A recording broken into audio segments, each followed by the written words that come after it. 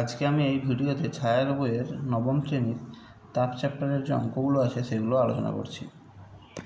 তাপ চ্যাপ্টারের জন্য যে সূত্রগুলো দরকার সেগুলো একটু দেখে নাও। এই চারটে সূত্র এখানে মেনলি দরকার। এই চারটে সূত্র ডিটেলে আগের ভিডিওতে আলোচনা করা আছে। যেখানে আমি উষ্ণতাপ বইয়ের অঙ্কগুলো করেছি সেই ভিডিওতে এই সূত্রগুলো নিয়ে ডিটেলে আলোচনা করা আছে, দেখে নেবে একটু। অঙ্কগুলো দেখা যাক কী আছে। ফার্স্ট কোশ্চেন বলেছে সমভরের দুটি তরলের উষ্ণতা যথাক্রমে 10 ডিগ্রি সেন্টিগ্রেড ও 40 ডিগ্রি সেন্টিগ্রেড। তরল দুটিকে মিশ্রিত করলে মিশ্রণের উষ্ণতা হয় 22 ডিগ্রি সেন্টিগ্রেড। তরল দুটির আপেক্ষিক তাপের অনুপাত কত? দুটি তরল আছে যেগুলোকে সমভরে মেশানো হচ্ছে। তো সমভরে মেশানোর পর মিশ্রণের টেম্পারেচার কত বলেছে? 22 ডিগ্রি সেন্টিগ্রেড। এই যে এখানে দেখো, একটা প্রথম তরল আছে যার টেম্পারেচার 10 ডিগ্রি সেন্টিগ্রেড, আর একটা দ্বিতীয় তরল আছে যার টেম্পারেচার মানে উষ্ণতা 40 ডিগ্রি সেন্টিগ্রেড। এবং সমভরের, মনে করা যাক উভয়েরই ভর এম, মনে করছি উভয়েরই ভর এম। সমভরের দুটি তরল, এদেরকে মিশানো হচ্ছে। মিশানোর ফলে মিশ্রণের যে টেম্পারেচার সেটা কত হয়ে গেছে? 22 ডিগ্রি সেন্টিগ্রেড। তাহলে এদের আপেক্ষিক তাপ, মনে করা যাক প্রথমটির আপেক্ষিক তাপ S1 আর দ্বিতীয় তরলের আপেক্ষিক তাপ S2। তো এদের আপেক্ষিক তাপের অনুপাত বের করতে হবে। তো এর সলিউশনটা কীভাবে হবে? তো প্রথমেই মনে করছি উভয় তরলের ভর এম এবং প্রথম তরলের যে উষ্ণতা, প্রাথমিক উষ্ণতা, সেটা θ1 সমান দেওয়া আছে 10 ডিগ্রি সেন্টিগ্রেড। এবং প্রথম তরলের আপেক্ষিক তাপকে ধরে নিচ্ছি S1। দ্বিতীয় তরলের উষ্ণতা 40 ডিগ্রি সেন্টিগ্রেড দেওয়া আছে এবং এর আপেক্ষিক তাপকে ধরে নেওয়া হচ্ছে S2। এবার মিশ্রণের তাপমাত্রা যেটা দেওয়া আছে সেটা হচ্ছে θ সমান 22 ডিগ্রি সেন্টিগ্রেড। কোন সূত্র থেকে এই অঙ্কটা হবে? এটা যে সূত্র থেকে হবে সেটা হচ্ছে, এখানে আমরা ক্যালোরিমিতির মূলনীতি লাগাবো। কারণ এক্ষেত্রে কী হয়েছে, দুটো ভিন্ন উষ্ণতার তরল, একটার উষ্ণতা 10 ডিগ্রি সেন্টিগ্রেড আর একটার উষ্ণতা 40 ডিগ্রি সেন্টিগ্রেড, এদেরকে মেশানো হচ্ছে। মেশানোর ফলে কি হচ্ছে, একজনকার টেম্পারেচার কম 10 ডিগ্রি আর একটা তরলের টেম্পারেচার বেশি 40 ডিগ্রি। এই দুটোকে মেশানোর ফলে এই যার উষ্ণতা কম 10 ডিগ্রি সেন্টিগ্রেড সেটি এই 40 ডিগ্রি সেন্টিগ্রেড থেকে তাপ নেবে এবং এর উষ্ণতা ক্রমশ বাড়তে থাকবে। আবার এই 40 ডিগ্রি সেন্টিগ্রেড উষ্ণতার, অর্থাৎ বেশি উষ্ণতার তরলটি আস্তে আস্তে তাপ বর্জন করবে এবং ঠান্ডা হবে। এবং এই তাপের আদান প্রদান কতক্ষণ চলবে? যতক্ষণ না উভয়ের টেম্পারেচার বা উষ্ণতা সমান হয়। এবং এক্ষেত্রে বলেছে ওই তাপীয় সাম্যাবস্থায় এদের উষ্ণতা কত হচ্ছে? 22 ডিগ্রি সেন্টিগ্রেড। অর্থাৎ প্রথম তরল 10 ডিগ্রি থেকে 22 ডিগ্রি সেন্টিগ্রেড উষ্ণতায় আসছে, দ্বিতীয় তরল 40 ডিগ্রি থেকে 22 ডিগ্রি সেন্টিগ্রেড উষ্ণতায় আসছে এটা। তাহলে এক্ষেত্রে আমরা ক্যালোরিমিতির মূলনীতি থেকে বলতে পারি, প্রথম তরল কী করছে? গৃহীত তাপ। কারণ কি, প্রথম তরল 10 ডিগ্রি থেকে 22 ডিগ্রিতে আসছে, তাই প্রথম তরল কিছু পরিমাণ তাপ গ্রহণ করছে। তবে প্রথম তরল দ্বারা গৃহীত তাপ সমান দ্বিতীয় তরল যেটা উষ্ণ, সে কী করছে? তাপ বর্জন করছে। তাহলে দ্বিতীয় তরল দ্বারা বর্জিত তাপ সমান হবে। প্রথম তরল দ্বারা গৃহীত তাপ সমান প্রথম তরলের ভর গুণিত আপেক্ষিক তাপ গুণিত উষ্ণতা বৃদ্ধি। আবার দ্বিতীয় তরল দ্বারা বর্জিত তাপ সমান দ্বিতীয় তরলের ভর গুণিত তৃতীয় তরলের আপেক্ষিক তাপ গুণিত উষ্ণতা হ্রাস। প্রথম তরলের ভর এম, আপেক্ষিক তাপ S1, প্রথম তরলের উষ্ণতা বৃদ্ধি যেটা 22 - 10, কারণ এটা 10 থেকে 22 এসেছে, তো 22 - 10।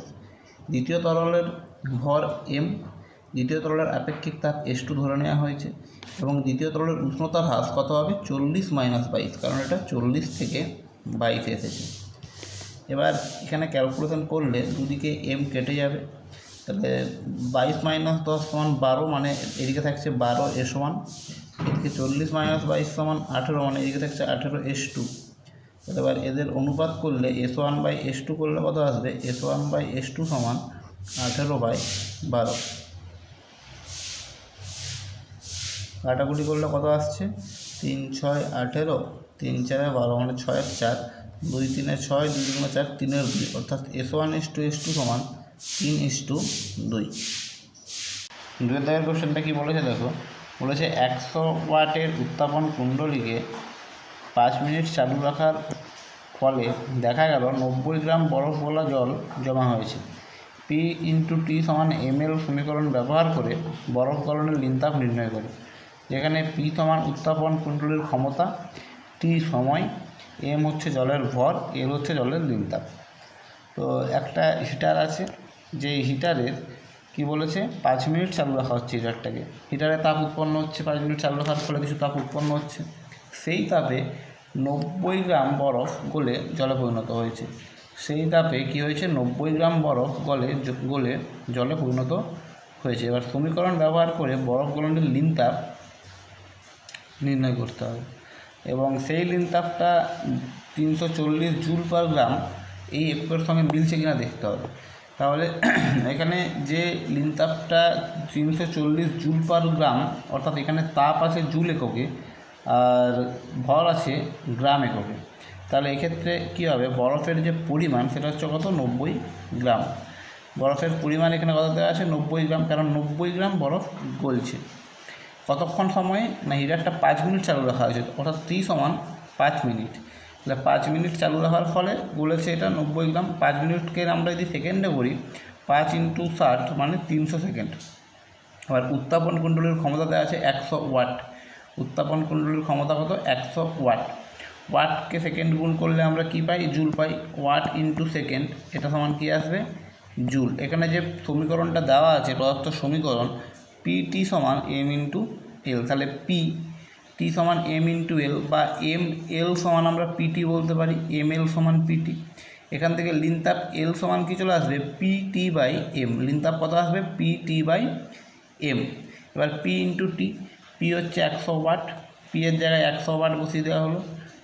T সমান কত বেরিয়েছে, 300 সেকেন্ড, তাহলে T এর জায়গায় 300 সেকেন্ড বসিয়ে দেওয়া হলো, বাই m সমান কত বসাবো, 90 গ্রাম। কারণ কি, উপরেরটা watt into second, watt second মানেই বা উপরেরটা কি আসছে, জুল, আর নিচে 90 গ্রামই বসাচ্ছি, কারণ এখানে যে উত্তরটা আছে সেখানে 340 জুল পার গ্রাম এককে আছে।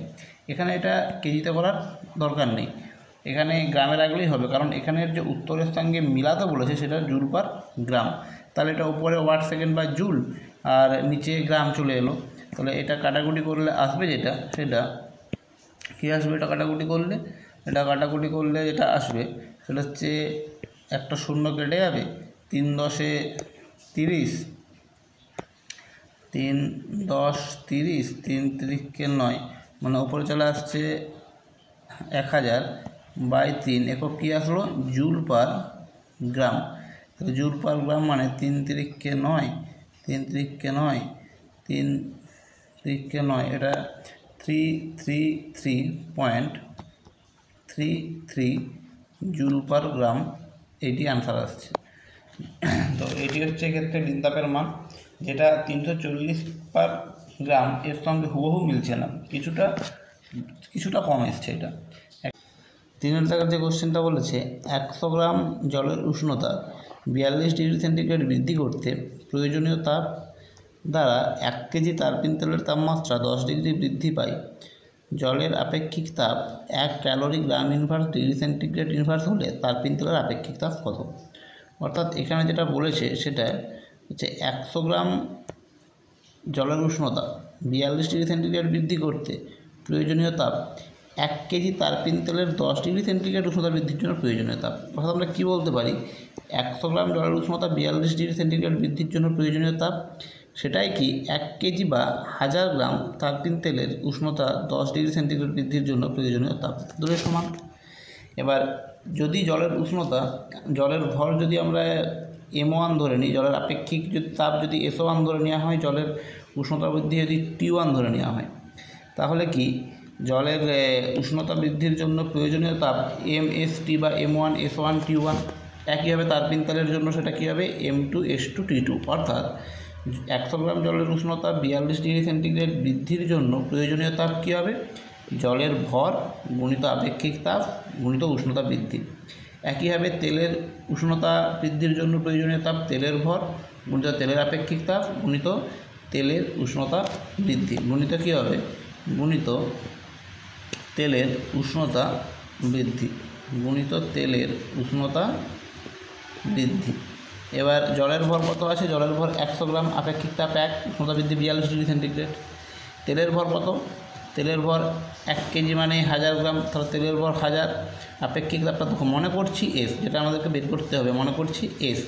আর তেলের উষ্ণতা বৃদ্ধি কত, 10 ডিগ্রি সেন্টিগ্রেড। তাহলে এই যে 10 ডিগ্রি সেন্টিগ্রেড উষ্ণতা বৃদ্ধি তেলের, এটা 10। এবার এখানে ক্যালকুলেশন করলে বাঁ দিকে আসছে 42,000, এটা ডান দিকে 3টে শূন্য, একটা 4টে শূন্য, মানে 10,000 এস বা 10,000 এস সমান 4200। এখান থেকে এস সমান কি চলে আসবে 4200 বাই 10,000, মানে শূন্যগুলো কটা কাটছে, দুটো শূন্য কেটে যাচ্ছে, তাহলে দুটো শূন্য যদি কেটে যায় এটা, তাহলে কি আসছে 42/100। 42/100 মানে 0.42। তাহলে তেলের আপেক্ষিক তাপ কত আসছে 0.42 ক্যালোরি গ্রাম ইনভার্স ডিগ্রি সেন্টিগ্রেড ইনভার্স।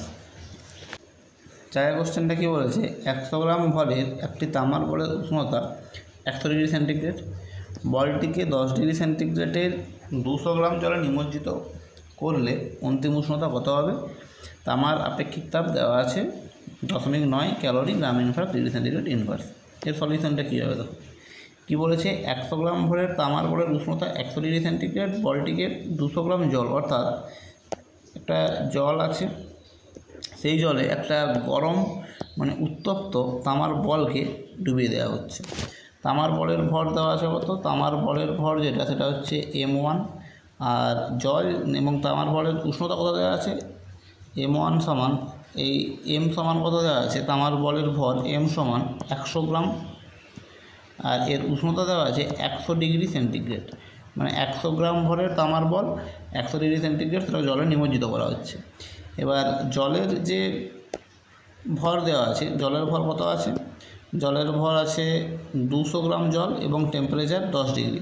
তাহলে জলের টেম্পারেচার 10 ডিগ্রি সেন্টিগ্রেড আর জলের ভর 200 গ্রাম, আর বলেছে অন্তিম উষ্ণতা চাই। তাহলে অন্তিম উষ্ণতাটাকে কিছু একটা ধরে নিতে হবে। সলিউশনটা কীভাবে হবে?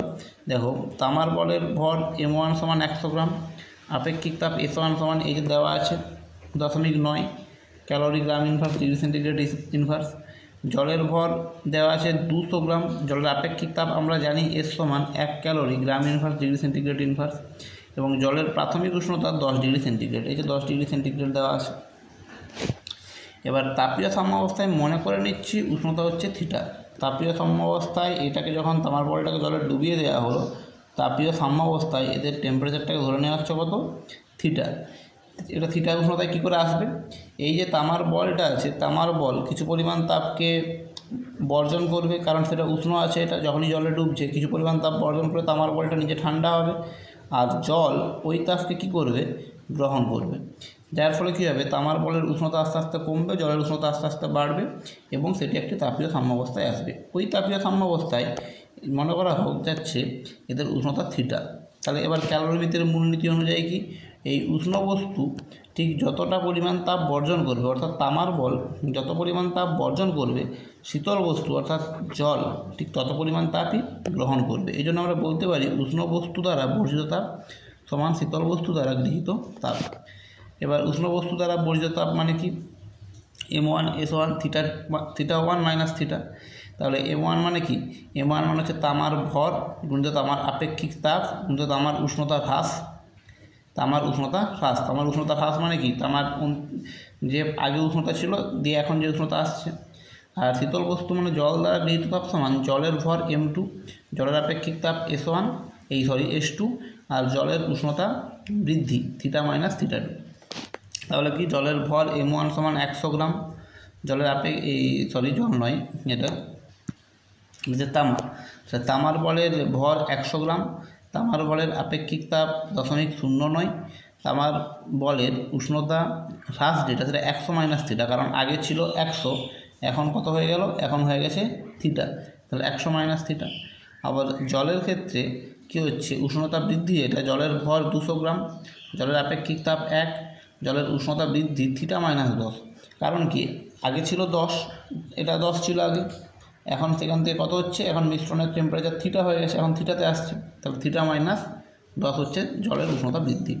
তো এই ক্যালকুলেশনটা করলে এবার কী আসবে, 100 আছে 0.09কে 9/100, 100 minus theta 200 into theta minus 10, এটা পুরো ক্যালকুলেশন করলে আসছে এই 100 কেটে যাচ্ছে, এখানে 9কে এটা দিয়ে গুণ করলে আসবে 900 মাইনাস 9 থিটা, এই 9কে এটা দিয়ে গুণ করলে আসছে কি 100 মাইনাস 9 থিটা, তাহলে 100 মাইনাস 9 থিটা আসছে এটা। দেখো 100 মাইনাস 9 থিটা, আর ডান দিকে আসছে 200 থিটা মাইনাস 200, এদিকে এই গুণটা করলে আসবে 200 থিটা মাইনাস 2000। এবার এখানে যদি আমরা 200 থিটাকে ডান দিক থেকে বাঁ দিকে নিয়ে যাই, মাইনাস 200 থিটা না মাইনাস 9 থিটা আছে, আর এই 900 যেটা আছে 900কে যখন আমরা ডান দিকে নিয়ে যাব তখন কি আসবে মাইনাস 900, আর মাইনাস 2000 আছে, তার মানে এদিকে চলে আসলো মাইনাস 29, 2900 মাইনাস 2900, আর এদিকে 209 থিটা। তাহলে মাইনাস মাইনাস কেটে যাবে দুদিকে, থিটা সমান 2900 বাই 209 মানে 13.875, অর্থাৎ মিশ্রণের টেম্পারেচার কত আসছে 13.875। তাহলে অর্থাৎ মিশ্রণের টেম্পারেচার যেটা আসবে এখন সেটা হচ্ছে অন্তিম উষ্ণতা যেটা 13.875। পাঁচের কোশ্চেনটা বলেছে সমভরের জল 0 ডিগ্রি সেন্টিগ্রেড উষ্ণতার বরফ মিশিয়ে সমস্ত বরফ গলে গেলে জলের প্রাথমিক উষ্ণতা কত? বরফ গলনের লিন তাপ 80 ক্যালোরি পার গ্রাম। তাহলে এটা কী আছে, সমভরের জল 0 ডিগ্রি সেন্টিগ্রেড উষ্ণতার বরফ মিশানো হচ্ছে। তাহলে এটার যে সলিউশনটা হবে, যে মনে করছি এম গ্রাম বরফ গলে জলে পরিণত হয়, মানে যে পরিমাণ বরফ গলছে 0 ডিগ্রি সেন্টিগ্রেড উষ্ণতার বরফ গলে যাচ্ছে, গলে জলে পরিণত হচ্ছে, এবং এই জলের যে ভর সেটাকে ধরে নিচ্ছি এম গ্রাম। আবার বরফ গলনের লিন তাপ এল সমান কত হয় 80 ক্যালোরি পার গ্রাম।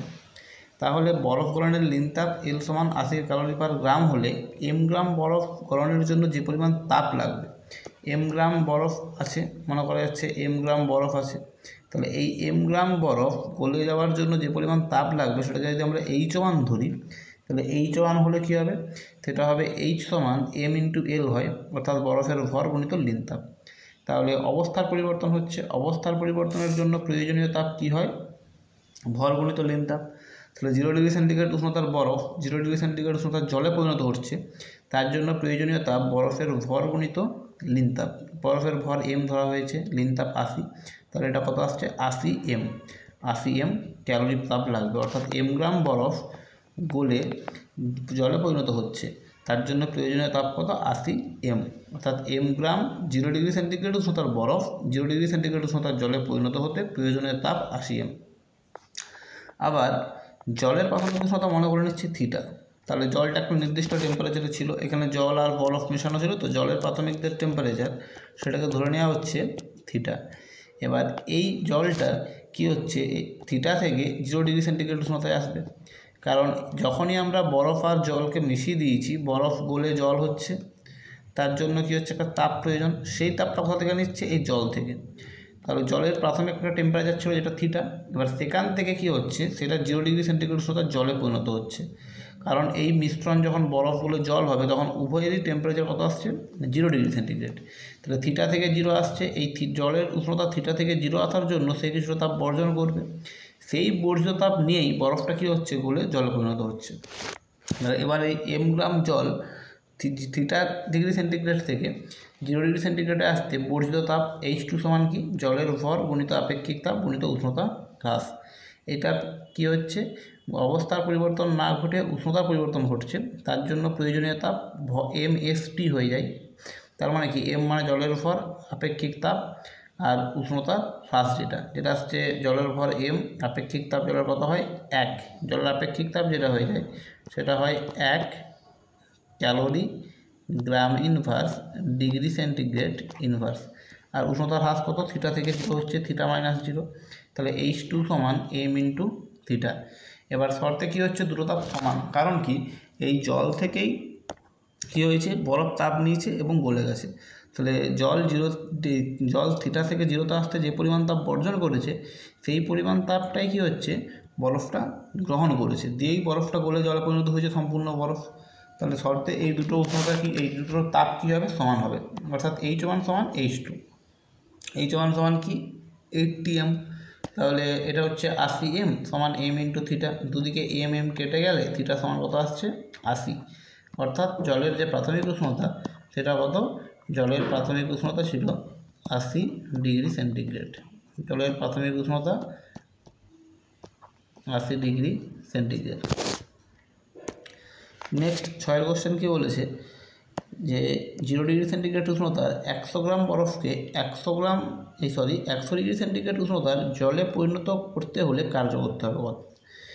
যে 0 ডিগ্রি সেন্টিগ্রেড উষ্ণতার 100 গ্রাম বরফকে 100 ডিগ্রি সেন্টিগ্রেড উষ্ণতার জলে পরিণত করতে হলে কত কার্য করতে হবে। তাহলে এখানে কী হচ্ছে, 0 ডিগ্রি সেন্টিগ্রেড উষ্ণতার বরফ আছে, এই 0 ডিগ্রি সেন্টিগ্রেড উষ্ণতার 100 গ্রাম বরফ, সেটাকে আমরা কী করব, 100 ডিগ্রি সেন্টিগ্রেড উষ্ণতার জলে পরিণত করব। এক্ষেত্রে যেটা হবে, প্রথমে 0 ডিগ্রি সেন্টিগ্রেড উষ্ণতার বরফ 0 ডিগ্রি সেন্টিগ্রেড উষ্ণতার জলে পরিণত হবে, যার জন্য প্রয়োজনীয় তাপটা ধরে নিচ্ছে H1। তারপর এই 0 ডিগ্রি সেন্টিগ্রেড উষ্ণতার 100 গ্রাম জল 100 ডিগ্রি সেন্টিগ্রেড উষ্ণতার 100 গ্রাম জলে পরিণত হবে, যার জন্য প্রয়োজনীয় তাপ ধরে নিচ্ছি H2।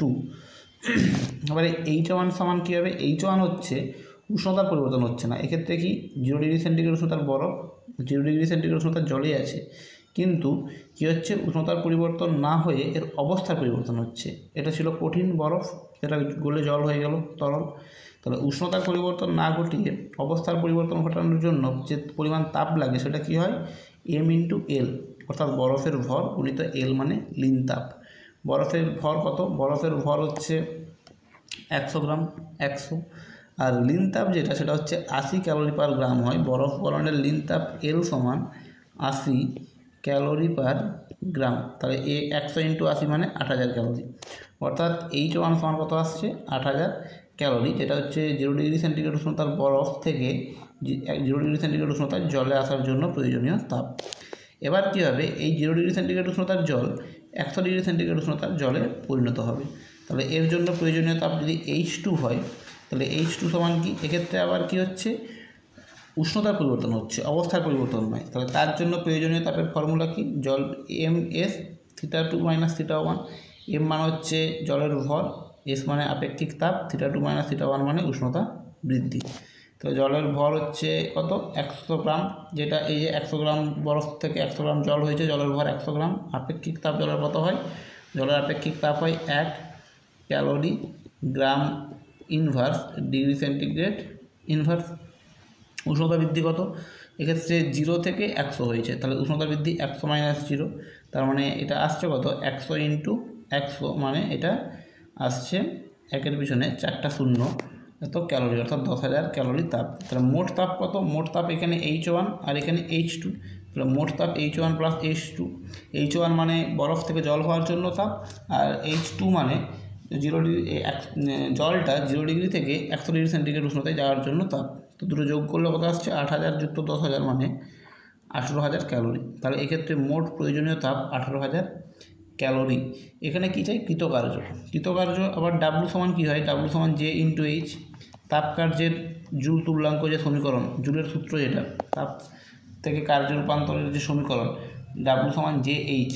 সেখান থেকে আমরা বলতে পারি যে মানে কি, তাপের যান্ত্রিক তুল্যাঙ্ক 4.2, আর H যেটা তাপ সেটা আছে 18,000। তো এই গুণটা করলে পাচ্ছি আমরা কত, 75,600। তাহলে এক্ষেত্রে প্রয়োজনীয় কৃতকার্য যেটা সেটা হচ্ছে 75,600, তাহলে এত জুল। তাহলে এক্ষেত্রে এটা কিসে চলে এলো, জুল এলো, কারণ কার্যের একক জুল। তাহলে W সমান J×H থেকে আমরা ক্যালোরি থেকে জুলে পরিণত করতে পারি। 18,000 ক্যালোরি মানে কি আসছে, 75,600 জুল। এটি হচ্ছে প্রয়োজনীয় কৃতকার্য। নেক্সট 7 কোশ্চেনটা কী বলেছে দেখা যাক। 7 কোশ্চেন বলেছে 3টি তরলের ভর m1 m2 m3, উষ্ণতা যথাক্রমে T1 T2 ও T3। তাহলে এখানে বলা আছে T1 > T2 > T3, অর্থাৎ প্রথম তরলের উষ্ণতা সবচেয়ে বেশি, মাঝের তরলের উষ্ণতা তারপর, আর তৃতীয় তরলের উষ্ণতা সবচেয়ে কম, এবং আপেক্ষিক তাপ যথাক্রমে S1 S2 S3, এবং এই তরল তিনটির আপেক্ষিক তাপ দেওয়া আছে S1 S2 এবং S3। তরল তিনটিকে একসঙ্গে মেশালে মিশ্রণের উষ্ণতা, অর্থাৎ 3টে তরল আছে, তাহলে সেই 3টে তরলকে একসঙ্গে যদি মেশানো হয় মিশ্রণের উষ্ণতা কত হবে। তো দেখা যাক কী হয় এটার সলিউশন। 3টে তরল মানে একটা আছে M1 S1, এটা একটা তরল, এটা আরেকটা তরল, এটা আরেকটা তরল, এই 3টে তরলকে মিশিয়ে দেওয়া হচ্ছে, দিয়ে এটা M1 এর আপেক্ষিক তাপ S1, এটা M2 দ্বিতীয়টা M2 S2, আর এটা M3 S3। তো এটাকে মিশিয়ে দেওয়া হলে মিশ্রণের টেম্পারেচার কত হবে। তো এক্ষেত্রে যেটা আসবে সলিউশনটা, তাহলে মনে করছি প্রথম তরলের ভর যেটা দেওয়া আছে M1 উষ্ণতা T1 আপেক্ষিক তাপ S1, দ্বিতীয় তরলের ভর M2 উষ্ণতা T2 আপেক্ষিক তাপ S2, আর তৃতীয় তরলের জন্য M3 T3 S3। এবার যেহেতু T1 greater than T2 greater than T3, সুতরাং কী হচ্ছে, প্রথম তরল তাপ বর্জন করছে, আমরা মনে করে নিচ্ছি প্রথম তরলের উষ্ণতা সবচেয়ে বেশি, তাই মনে করছি যখনই এদেরকে মিশিয়ে দেওয়া হবে যার উষ্ণতা বেশি মানে প্রথম তরল তাপ বর্জন করছে, আর দ্বিতীয় ও তৃতীয় তরলের উষ্ণতা প্রথম তরলের থেকে কম, তাই মনে করছি এরা তাপ গ্রহণ করছে। কী করছে? এরা তাপ গ্রহণ করছে। এবার তাপীয় সাম্যাবস্থায় কী হবে, তিনটেরই উষ্ণতা একই হয়ে যাবে, যেই উষ্ণতাটাকে ধরে নিচ্ছি টি, যেই উষ্ণতাকে কী ধরে নিচ্ছি আমরা টি। এবার এক্ষেত্রে তাহলে কী হচ্ছে, প্রথম তরলের উষ্ণতা সবচেয়ে বেশি, সে তাপ বর্জন করছে, আর দ্বিতীয় আর তৃতীয় তরল সেখান থেকে তাপ গ্রহণ করছে। এবার তাহলে আমরা কি বলতে পারি, প্রথম তরল দ্বারা বর্জিত তাপ সমান দ্বিতীয় তরল দ্বারা গৃহীত তাপ যুক্ত তৃতীয় তরল দ্বারা গৃহীত তাপ, কারণ দ্বিতীয় আর তৃতীয় তরলই তো কী করছে, তাপ গ্রহণ করছে। তাহলে এবার প্রথম তরল দ্বারা বর্জিত তাপ সমান কি, প্রথম তরলের ভর M1 আপেক্ষিক তাপ S1, এর উষ্ণতা হ্রাস যেটা T1 - T, কারণ তিনটে তরলের টেম্পারেচার সাম্যাবস্থায় কত এসছে, T। প্রথম তরল তাহলে T1 থেকে Tতে এসছে, প্রথম তরলের টেম্পারেচার ছিল T1, সেখান থেকে এটা Tতে আসছে। দ্বিতীয় তরল T2 থেকে Tতে আসবে, আর তৃতীয় তরল T3 থেকে Tতে আসবে। তাহলে প্রথম তরল যে পরিমাণ তাপ বর্জন করছে সেটা কি হচ্ছে, প্রথম তরলের ভর M1, প্রথম তরলের আপেক্ষিক তাপ S1, আর প্রথম তরলের উষ্ণতা হ্রাস T1 - T। একইভাবে দ্বিতীয় তরলের গৃহীত তাপ কী হবে, দ্বিতীয় তরলের ভর M2 আপেক্ষিক তাপ S2। এবার দ্বিতীয় তরলের উষ্ণতা বৃদ্ধি যেহেতু হচ্ছে, তার মানে কি, এই যে মিশ্রণের টেম্পারেচার T সেটা T2 থেকে বেশি বড়, তার মানে কী হবে, এটা T - T2। একইভাবে তৃতীয় তরল দ্বারা গৃহীত তাপ সমান তৃতীয় তরলের ভর M3, থার্ড লিকুইড যেটা আছে 3 নম্বর তরলের আপেক্ষিক তাপ S3, আর 3 নম্বর তরলের উষ্ণতা বৃদ্ধি T - T3। এবার এটাকে পুরো গুণ করে ক্যালকুলেশন করলে যেটা আসবে, পুরো গুণ করে ক্যালকুলেশনটা করা আছে, ক্যালকুলেশন করলে টি এর ভ্যালু আসবে, একটা বড় মান আসবে, এইটি হয়ে যাবে টি এর ভ্যালু। অর্থাৎ সাম্যাবস্থায় মিশ্রণের যে টেম্পারেচার হবে সেটা হবে এটা, যেটা আসছে M1 S1 T1 plus M2 S2 T2 plus M3 S3 T3 by M1 S1 M2 S2 M3 S3। তো এটা হয়ে যাবে মিশ্রণের টেম্পারেচার।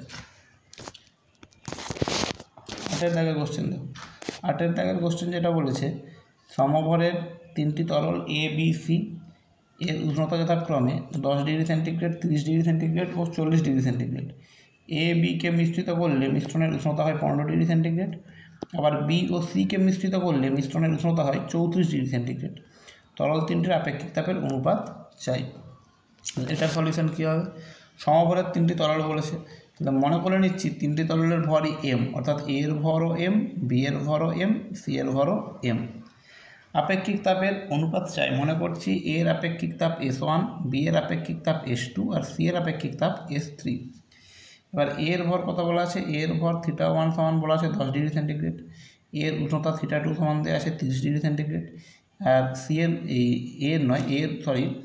এর উষ্ণতা দেওয়া আছে θ1 সমান 10 ডিগ্রি সেন্টিগ্রেড, B এর উষ্ণতা θ2 সমান 30 ডিগ্রি সেন্টিগ্রেড, আর C এর উষ্ণতা θ3 সমান 40 ডিগ্রি সেন্টিগ্রেড।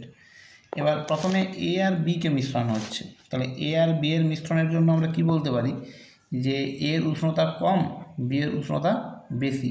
তাহলে A দ্বারা গৃহীত তাপ, কারণ A এর উষ্ণতা কম মানে সে তাপ গ্রহণ করবে, তাহলে A দ্বারা গৃহীত তাপ সমান B দ্বারা বর্জিত তাপ, তাহলে B তাপ কী করবে, বর্জন করবে, কারণ B এর উষ্ণতা A এর থেকে বেশি, B এর উষ্ণতা 30 ডিগ্রি আর A এর উষ্ণতা 10 ডিগ্রি। এবার A দ্বারা গৃহীত তাপ মানে কি, এর ভর গুণিত এর আপেক্ষিক তাপ গুণিত উষ্ণতা বৃদ্ধি 15 - 10, কারণ A আর Bকে মিশ্রণ করলে মিশ্রণের উষ্ণতা দেওয়া আছে কত, 15 ডিগ্রি সেন্টিগ্রেড। এই যে A আর Bকে যখন মেশানো হচ্ছে মিশ্রণের উষ্ণতা হয় 15 ডিগ্রি সেন্টিগ্রেড, তাই 15 - 10। আর একই রকমভাবে B দ্বারা বর্জিত তাপ যেটা হবে, B এর ভর M, B এর আপেক্ষিক তাপ S2, আর B দ্বারা বর্জিত তাপ কত, 30 - 15, কারণ B এর ছিল 30, এখন হচ্ছে 15, 30 - 15, তাহলে এটা আসছে 5s2 সমান 15 5s1 সমান 5s1 সমান 15s2। তাহলে s1/s2 সমান এখান থেকে চলে আসছে 15/3 বা s1/s2 আসছে 15/5। এটা যদি আমরা দেখি 5s1 15s2, তাহলে s1/s2 সমান কী আসছে 5, এটা s1/s2 s1 এর সঙ্গে 5 গুণ আছে কোনাকুনি দেখলে, তাহলে s1 এর সঙ্গে 5 এখানে নিচে নামছে, s2 এর সঙ্গে 15 মানে এটা উপরে যাচ্ছে মানে 15/5। সেটাকে আমরা পাচ্ছি কত, 5 দিয়ে কাটাকুটি করলে 3/1।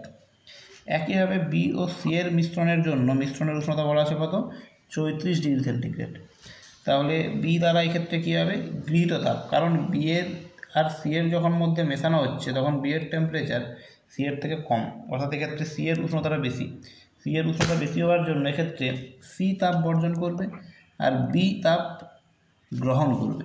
তাহলে এই জন্য বি দ্বারা গৃহীত তাপ কত হচ্ছে, বি দ্বারা গৃহীত তাপ হচ্ছে সেটা বি এর ভর এম, বি এর আপেক্ষিক তাপ s2 34 - 30, কারণ এক্ষেত্রে মিশ্রণের উষ্ণতা 34, বি এর আগে ছিল 30, 34 - 30।